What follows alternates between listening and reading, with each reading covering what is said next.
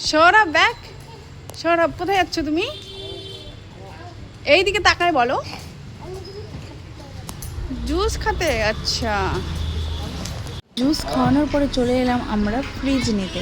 তো ফ্রিজের জন্য কথাবার্তা হচ্ছিলো আর পছন্দ করছিলাম আমরা এদিকে।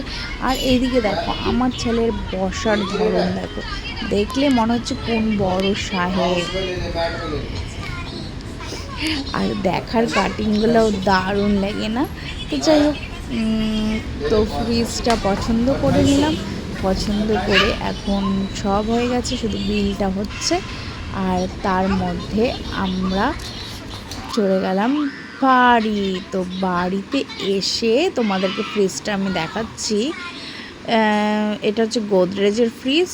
আর এই যে দেখো ভিতরটা, আর ভাতও কিন্তু রেখে দিয়েছিলাম, ভাত আর ডাল রাখা ছিল। আর ডিপ ফ্রিজে এই যে জল ঢুকিয়ে রেখে দিয়েছিলাম। আর এই যে